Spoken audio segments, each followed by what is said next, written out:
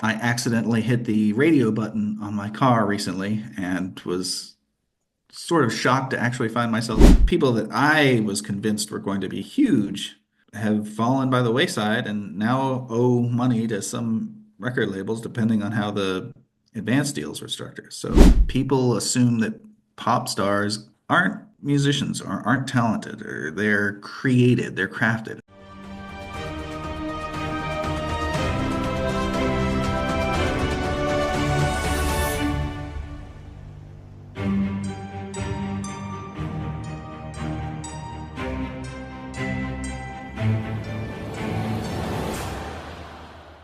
Hey, welcome today to In the Chair for Cupchairs.com. I'm Wiley Kep, and today we are visiting with a singer-songwriter based out of New York State. His name is Bryan Dunn. Bryan and I have known each other for years, been in bands together for years, but he has done much since we have played together, and that's what we're going to talk about today, the past few decades in the life of singer-songwriter Bryan Dunn. Welcome, Bryan. How you doing? Hi, it's nice to be here. So, last I saw you were in New York City, and since then you have left the bustling city and moved a little upstate in New York. Can you talk a little bit about your sort of time in New York City and the decision, the path to move away, and how that's affected your music? Well, as you know, I was playing in a band in Austin with some good friends of mine, some of whom are on this very interview. And I was dragged somewhat kicking and screaming against my will, or at least I was the last member of that community to move up here. And it strikes me as funny that I'm still the only one left in New York. Needless to say, I took to living in the city and it became a home for a long time. And then, as it happened to everyone, the pandemic hit in 2020, and my wife and I were living in a small one-bedroom railroad apartment in Greenpoint, Brooklyn, and under lockdown. And we not only did we not kill each other or split up, as happened to a lot of other people, we realized we kind of liked it, just being on the two of us. We started thinking about, well, maybe it's time for a change. We didn't want to be too far away from the cities, but we started looking around for things in our budget, and we found a place a couple of hours north, not far from Woodstock, which also has its own music community. Perhaps some of you are familiar with it. And but still close enough we can go back and get and soak up our city vibes when we need to. And there are a lot of small venues up here. In fact, there are of just about every size. So still plenty of places to play and plenty of farms, barns converted into recording studios. No, no, it's interesting. You talk about the pandemic because I think artists in particular, I mean, everything stopped, and so you had to figure out how to work. And there were a lot Yeah, of you did some collaborations online, different videos yeah. and sound being put in. But yeah, bands either broke up or new bands formed, or you had super groups and all sorts of weird combinations of artists putting their sound together. No. And I had an EP coming out May 1st, 2020. Had the show booked, was doing the press for it, and the whole nine yards, had everything set to go. And then, of course, the show fell apart. And because everything was so uncertain at that time, I feel like it never fully got the amount of attention that it deserved. I'm proud of it, but it was one of those things where it was lost in the shuffle with everyone sort of trying to figure out how to still be creative in a strange new world. Like the internet had already taken over a lot of the music business as it was, and still continues to be how most people find music now.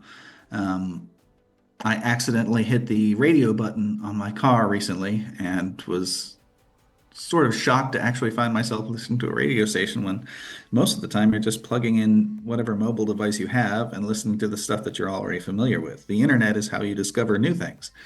But yeah, it was an interesting time. And I think Patti Smith had an article in the New York Times about how she wouldn't move to the city anymore. Like the creative stuff can happen anywhere. You just need to find a community around it. And I've been lucky enough to find a community of creative people up here as well. It's a little different than the city, but it's it's enough to keep me engaged. Yeah, yeah. No, it is interesting. I've had the I don't know opportunity to do some career day presentations at a local high school, Yeah. and one of the first things I say is, well, I went to college in Austin, Texas, and played music in Austin, Texas, and learned these things, and then moved to New York City to become a rock star. And I'm in Austin, Texas right now. But it really was at that time. It's like if you want to do something bigger and better, you've got to go to, Nashville, LA, New York.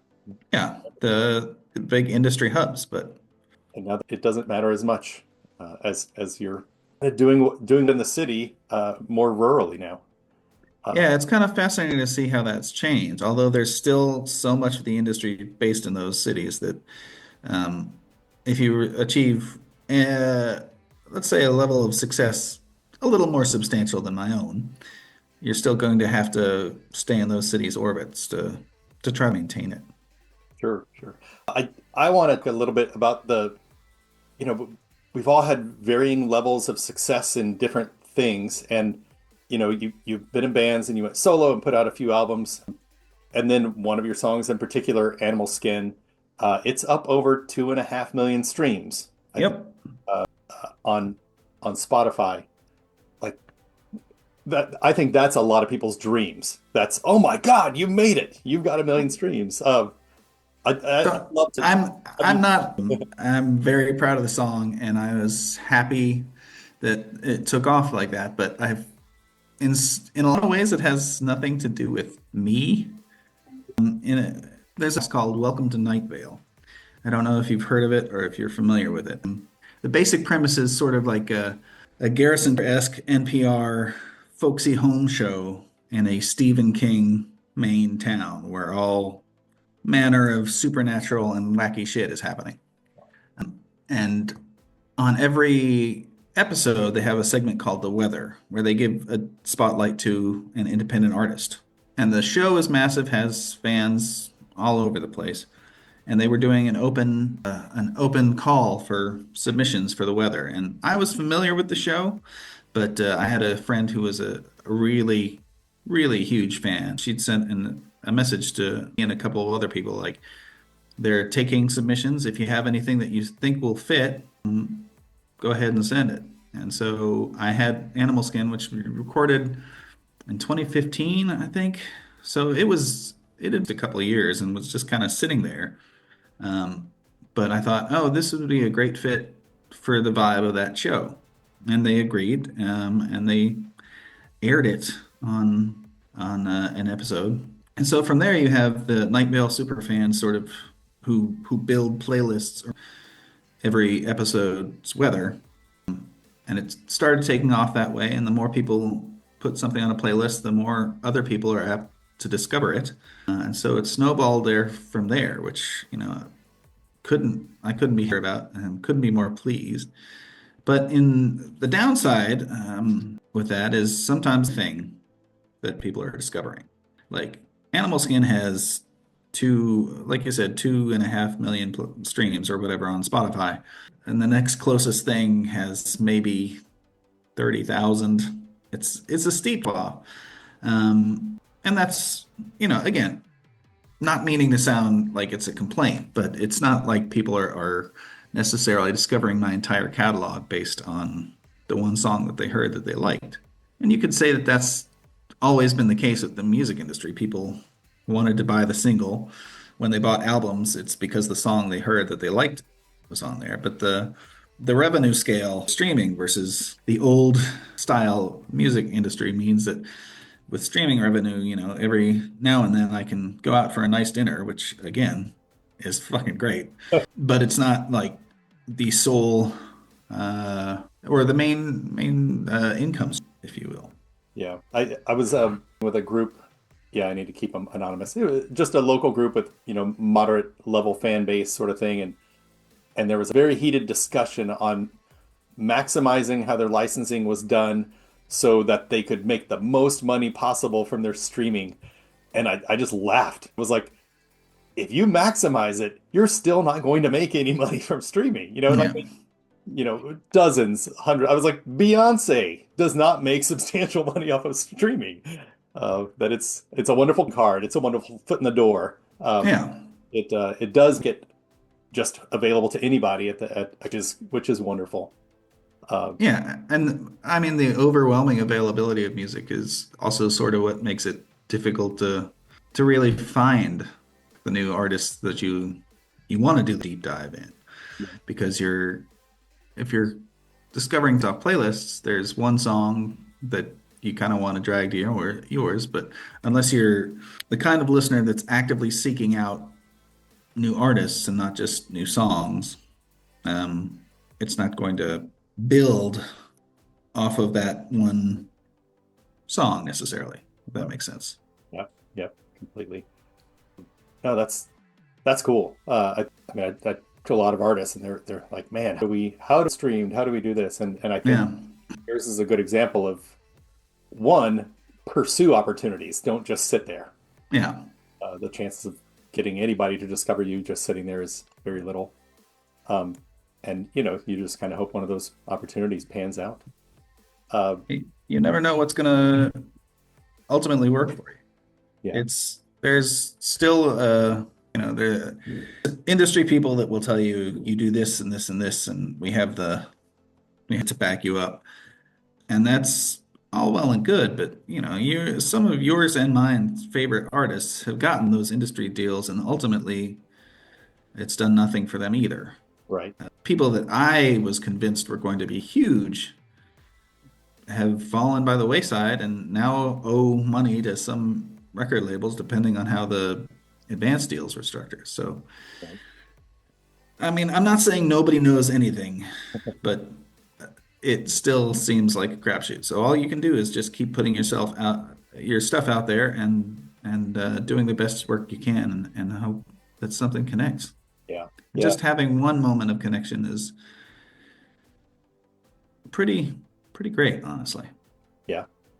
Um, the same group that has been struggling with their licensing or whatever to maximize streaming uh, recently did a pre-sale because they're releasing it on vinyl, um, and sold. There's a moderate fan base, so they sold, I don't know, 100 200 copies pre-sale. Not astronomical, but really good. um, and that, I mean, that's already going to make them more money than 10 years of their streaming profits. Right. Is cool. I mean, it is cool, because you buy the t-shirt or the album for sentimental sake, or maybe to listen into your house a few times, but yeah, if I'm going to go listen to the songs, I'm going to probably throw on streaming or Yeah. something downloaded. That's cool. Uh, the only other really line item thing I had was you recently won a songwriting contest, I which did. I think is cool because it's something that you may not have seen if you were still in the city. So an opportunity Oh that yeah. has come through living more rurally. Can you talk about the Roscoe? The Roscoe Party Farm. Yeah. I actually knew the couple in the city when I was gigging around down there, Terry Brennan and Wendy LeMonck. And they also, I think a few years before me, maybe pre-pandemic, um, had got a place in Roscoe, New York, an old farm, hence Roscoe Party Farm. And Terry had built out his own recording studio in it, and they have a relationship with a few radio stations in the Catskills, and Terry does excellent work just out of his home. And so this is, I think, the third annual. I want to say the third annual contest that they put together, where they review submissions, and the winner gets a chance to record the single with Terry out at the party farm. And so that is something that I would have done anyway, because they're lovely people and I'm excited to work with them.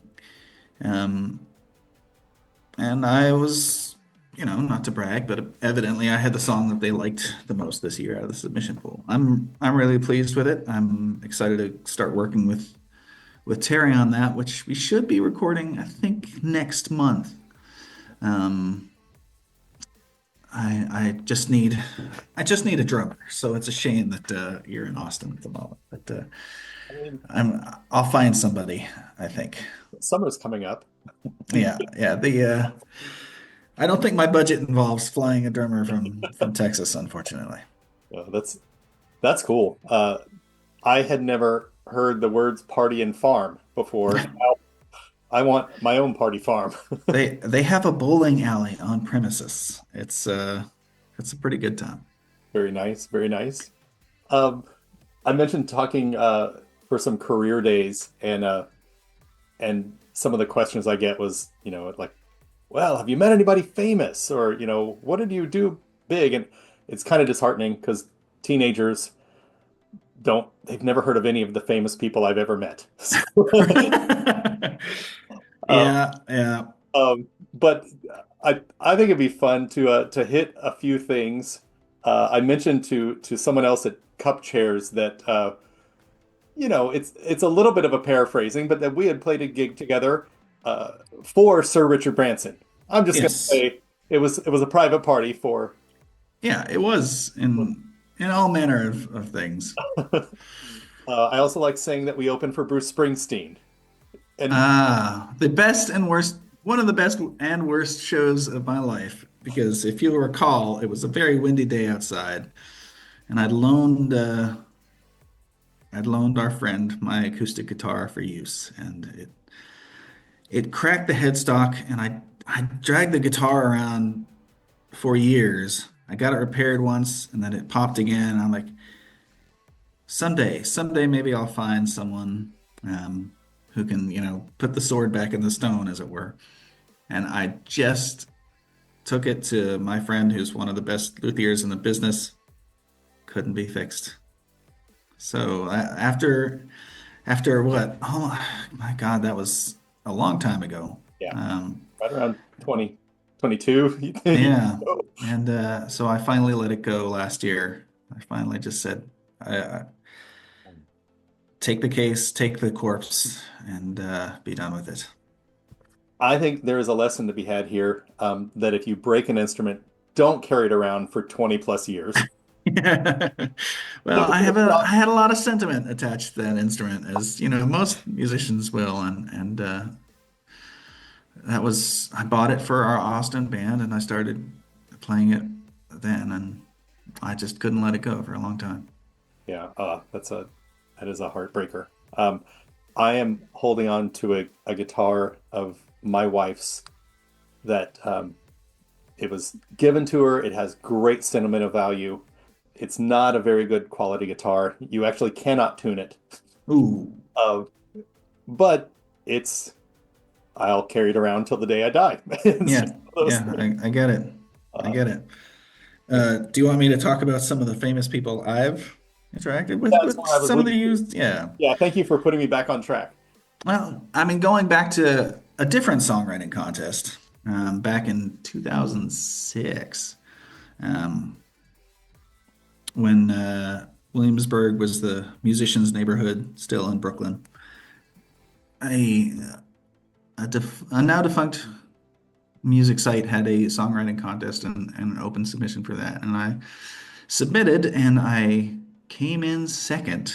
I lost to my friend Nick, who played cello and sang, and evidently that was enough to make him more interesting than just another guy with a guitar. But in a real way, we both lost to Lizzie Grant, who is now better known as Lana Del Rey, who technically didn't even place, but somebody in the industry was there, and I think that's how she got her first record deal out of it, was just being a performing artist in a contest that various industry people went to. Mhm. She doesn't really text me anymore, but I I'm think still I follow her career, and I'm proud of her because she's talented and sweet and right place, right time with the right sound, and she's done some pretty amazing things since, I think. I was also on two different gigs with the Lady Gaga back in the day. One, the first time I met her, she was in a t-shirt and jeans with a piano and just singing. Super talented. Second time she'd gone full gaga and was in a mirror ball bikini with a loop station and a keyboard and a backup dancer in a 50-person venue room. And it was like, well, this is a new thing. It's a big swing. And again, it connected and she took off too. So Yeah. again, and both of these, and it's interesting to think about those two now because there was a genuine backlash against, you know, people assume that pop stars aren't musicians or aren't talented or they're created, they're crafted. And I'm like, no, I knew both of them and they crafted themselves in terms of persona, and there was always talent and ability there and something that made them stand out. So I feel very defensive about pop music in general because there's a lot of stigma attached to it, and I don't think most of it's fair, honestly. Yeah. Yeah. No, it's I think our society has become a little bit more sensitive. Don't assume things about people. You have no idea what they're going through. And Right. it certainly applies to talent. Maybe somebody has a really silly hit song. That doesn't mean that they're not classically trained on piano Yeah. and work their ass off, as hard as anyone else has. Yeah. I there's plenty of music out there that I don't like or I don't care for. But disparaging the people that made it as talentless is I think I might have used to do that somewhat, but nowadays it's just like, man, it's not for me. No, If it's for someone else, that's great. hate the music, not the musician, I think. Right. That's a good way to put it. I did publish something to that effect about Nickelback at one point because I don't care for Nickelback's music, and the official Nickelback uh, Facebook page or whatever it was on liked it and retweeted it. They've kind of made an industry of being hated. Like, Yeah, except that they've sold a gajillion records and like somebody out there is listening. yeah, no, It was fashionable to hate them and unfashionable to love them, but who cares? If something connects with you, it connects with you. no, that's great. I think ending on Nickelback is a great place to call it. Um, I want to for folks who are watching this, we all have many social, platforms and websites or whatever. Do you have a place where you prefer to direct people when they say, "Hey, how can I find you?" www.bryan, Bryan, Dunn, Dunn, music.net. All right. That's my principal site, and it's got links to the YouTubes and all the other social medias. Spelling is important, I will say that, in this day and age on the internet, as there are at least three other Bryan Dunns with various spellings that are in music as well. Um, no animosity to any of them. All the ones that I've met seem nice. There's a guy in Vermont that I think is probably crazy, but the other Brian's very cool. Cool. All right. Well, Bryan Dunn, music.net. Bryan with a Y. Thanks, Bryan.